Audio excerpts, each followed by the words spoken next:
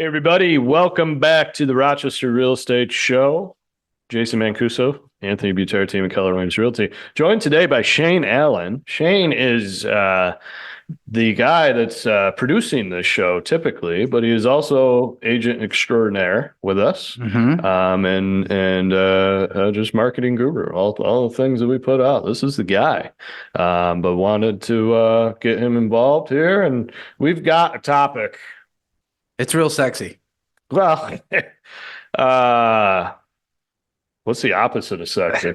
It's going to turn you off. Shane Allen. It is going to turn you right off and get you fired up. Tax reassessments. Yeah. The city of Rochester conveniently snuck in before the holidays. Letters in your mailbox if you own property in the city of Rochester that your property has been reassessed for property tax purposes. And for the most part, people aren't happy. Yeah, I was going to say, maybe we should put up a poll. It's like, what would you rather see in your mailbox, a reassessment letter or a jury summons? Yeah, probably I'd take the jury summons overall. At least get lunch out of it, maybe, if possible. Maybe. No, day off work. They'll pay. That sort of thing. They don't pay for your parking, but yeah. Yep. But yeah, first thing to know, every single property parcel, every single home in the city limits was reassessed. Mhm. This is an every 4-year action, and 2024, guess it's an election year thing. Here we are. So this is what we're dealing with. This show is, what to do next. Sure. Right? What's next? How do you react to this letter? Do you get this and shrug it off? Do you get it and get fired up and fight it? Talk to me. What are your thoughts? What do you think of when you think of this topic? If you live outside the city, but if you were a city owner, property owner, what would you be doing right now? Sure. So I think the major question people have, right, is like, what does this mean for my taxes? What does this mean for the resale value of my home? But I think just like even taking a step back, they're just like, how did they even come up with this number? I feel like people don't really understand that process. And that's the assessors coming in and they're looking at comparable home sales in your neighborhood and surrounding area, looking at houses that are very similar to yours, square footage, bedrooms, et cetera, et cetera. They're factoring in, if you've done some additions, you've done some, some upgrades to your home. In rare cases, if they have to, they're doing a valuation by what would it take, the cost of replacement, if they can't, come up with that type of number. But that's I guess the concept is that they're not just throwing darts at a wall with a bunch of numbers on it. There is some sort of a science, if you will, to it. I mean, they are looking at data, they are taking that into consideration, and also taking it further to consider that, okay, it's been 4 years in most cases where the property hasn't been reassessed. Sure. And, the last 4 years of the real estate market, I think we're all aware, especially been listening to this show, that, home values have gone up. Yeah. So. But like it's at what extent, Right. like to say like, so there is a process, they do look into things, but does that mean that they're always correct? No. Sure. And it's worth looking into whether you should fight it. There is an appeals process too. Yeah. And ultimately, that's where we can come in to at minimum help consult. Right. Sure. Because, this is, we're in January. This started end of the year last year, late December. Conversations have been had, and there's been plenty of them to where it's like, what the hell, Jason? I got this reassessment letter in the mail, and this is BS, and all fired up, and then okay, what they reassess you for? Yeah. And there's been plenty of examples that that I've conversations I've had where without me even looking at data and doing the homework, so to speak, Yeah. Yeah. I'm sorry, man. I'll look at things for you, but that doesn't seem Too far out. too far off, or Yeah. that seems pretty fair for what the market is. And ultimately they probably could have got you for more if they really wanted to. Yeah. Is not a blanket statement, but that is fine. So yeah, we go. I guess no matter what, you got this letter. Like, I think it's sound advice to not just ignore it, take it on the chin, and Sure. okay, the tax man got me. Yeah. Right. So from there, it's call an agent. Yeah. Everybody knows an agent. Because Right. that's the first step, right? If whether or not you're going to appeal it, the first step is finding out, okay, is this number actually off? And Yeah. can I prove that? Exactly. So what the city is going to want you to do is build your case. And they're essentially asking you to be a real estate agent, which is look into the history of sales and try to find those examples that can prove like, okay, this is way too high, this is way off, we need to bring it down. So why not go to somebody that does that for a living, Yeah. which is your real estate agent Yep. that has access to data that maybe you don't have to, or you have. And they have a lot more time to look at these things. So they're already looking at it instead of you going through the city's website and clicking individually on a bunch of houses or trying to sift through Zillow or whatever. And think of it this way too. Even if you've been in that home for 30 years and your real estate agent passed on Sure. 20 ago, Yeah. you know an agent. Yeah. So like this is what we do. I've said it before that there's a lot of plenty of pro bono work, so to speak, that we do as agents that we're okay with doing. Yeah. Just to help.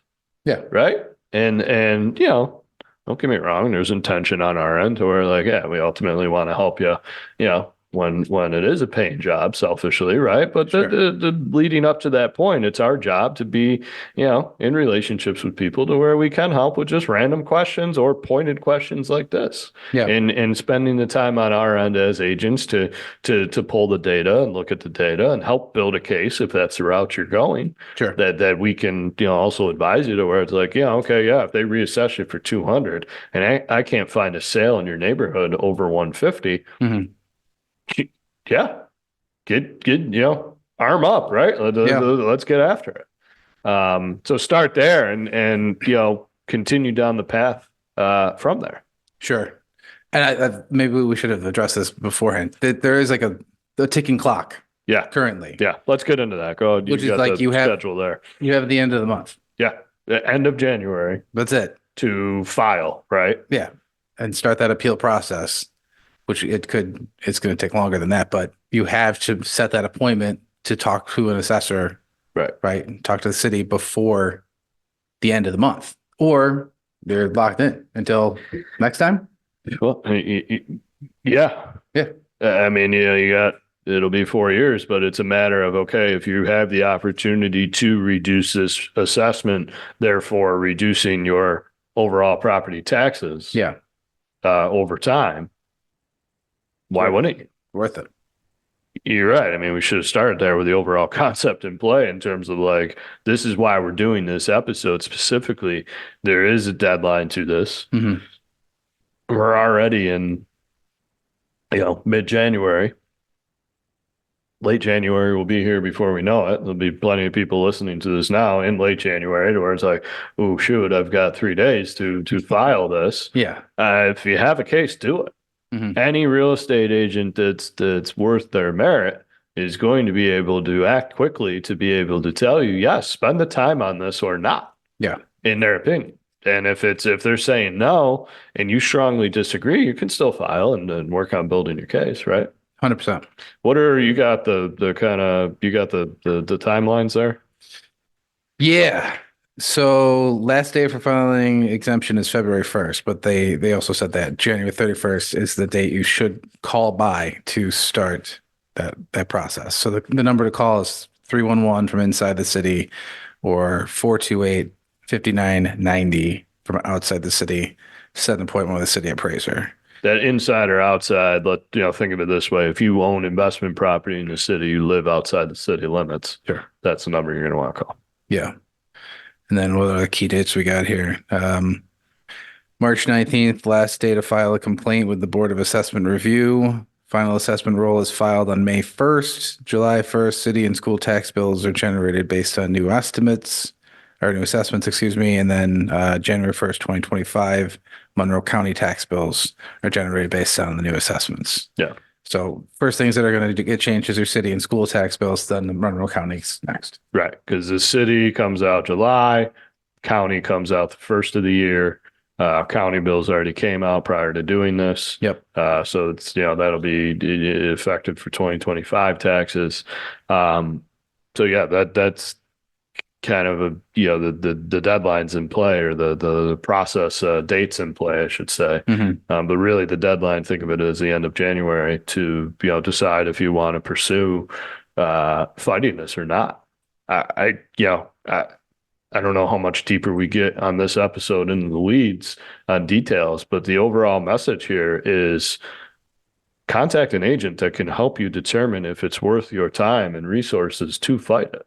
Yeah. Because from there, there may be, advice of, hey, you should really be paying for an appraisal to bring this to the whatever the technical term is, the assessor board or whatever it is, to have the best shot at fighting this. Sure. And we can help you decide on that investment of, and who knows how the appraisals or appraisers will do this in terms of what they're charging, knowing that this is a thing that could lead to business for them. Sure. But we're here to help, even when it doesn't mean, oh my God, my assessment went up and I should sell. Yeah.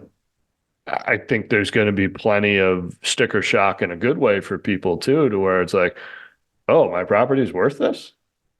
And we're commenting of, yeah, and then some. Yeah. And then that may trigger like, I've been wanting to get to Florida anyway, so I guess let's do it. Yeah.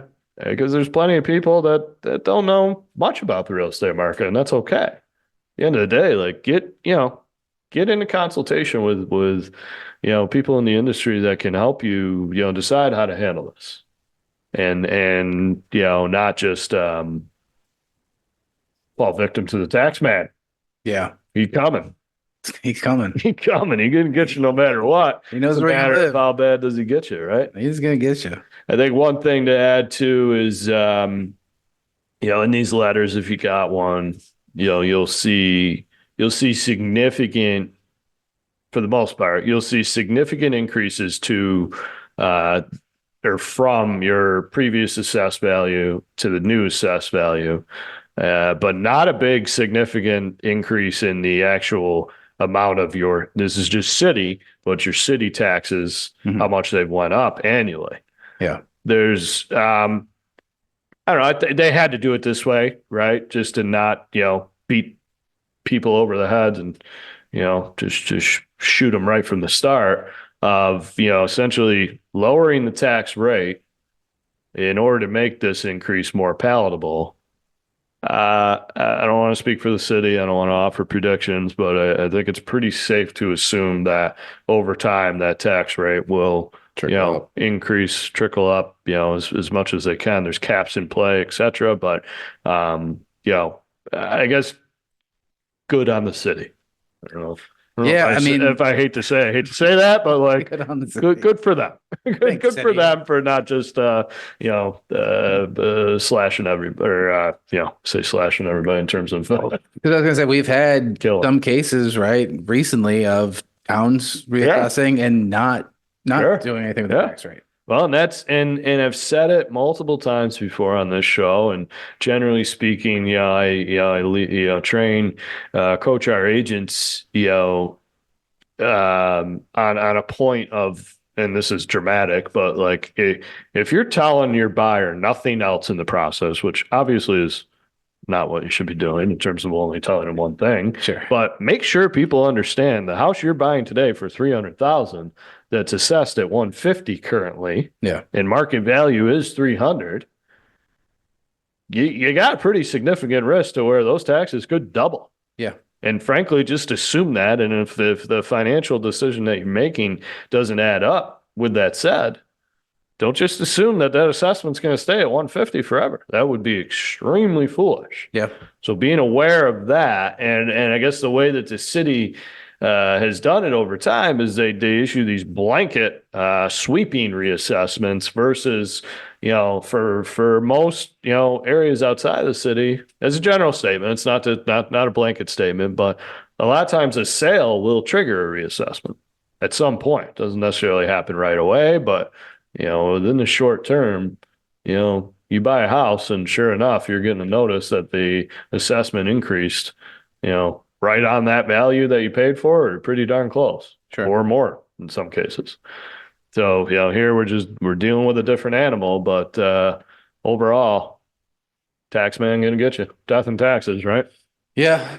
So yeah, just saying on that tax topic, right? Like, so the quote from the city was that areas of the city that have experienced greater appreciation in real estate prices over the past 4 years will see a tax increase. There will be slight increases and decreases in property value, or in areas where there was slight increases or decreases, taxes will probably stay the same or decrease. I guess maybe I'll ask you this question, Jason, because you spend more time in the investing world. Mm-hmm.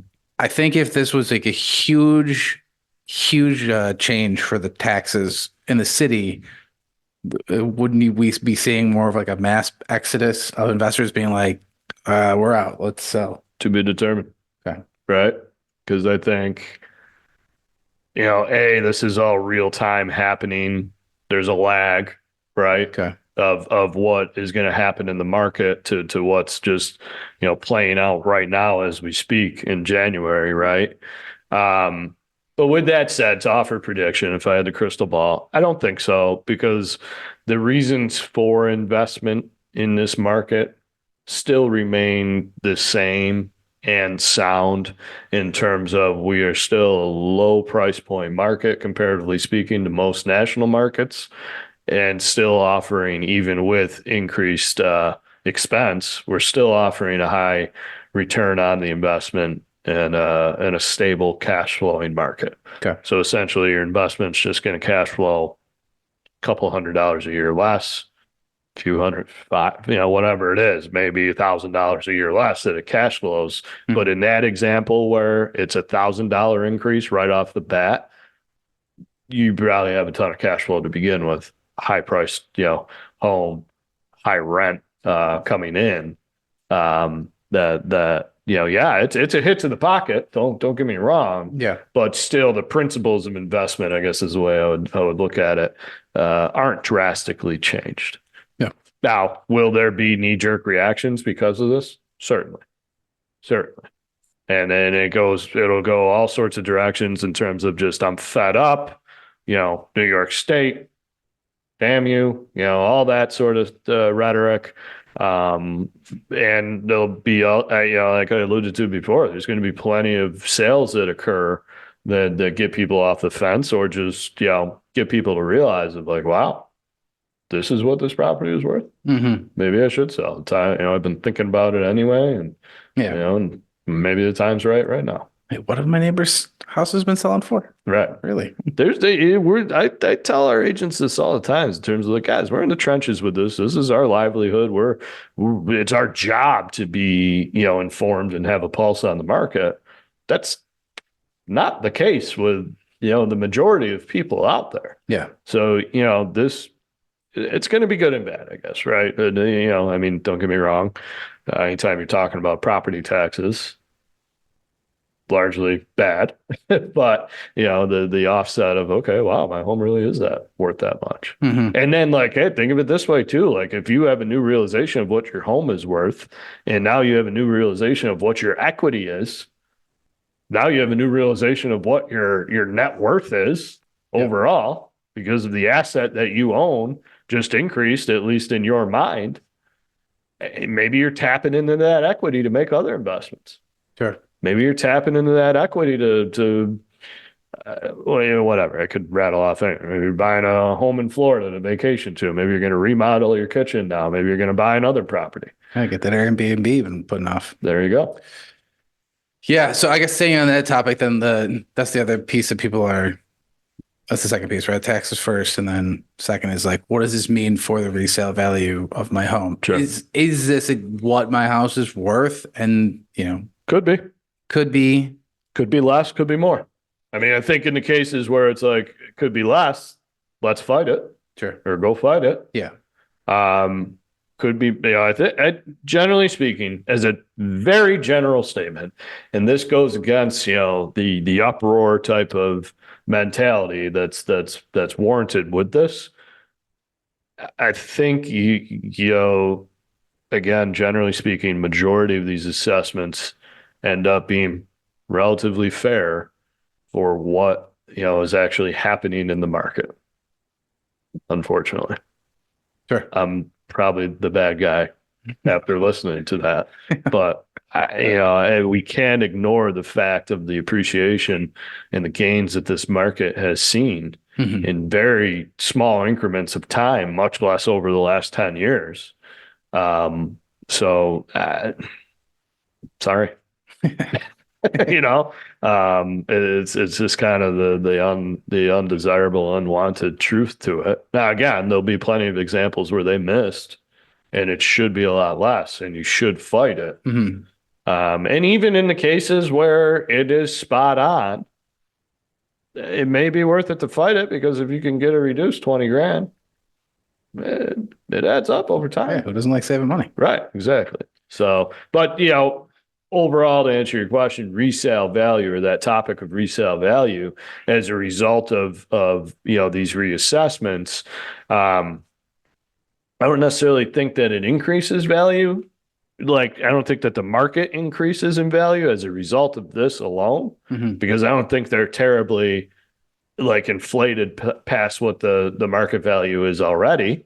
Sure. There could be examples where this helps homes sell for a higher number than they might have sold at the much lower assessment. Okay. But that could also backfire too from the investment standpoint, because the taxes are that much higher.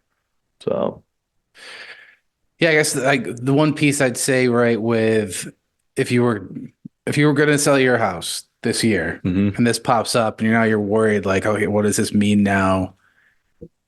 I don't think it's going to scare off potential buyers. I mean, they're going to see the that significant of an increase in tax and be like, no, now we can't get this one.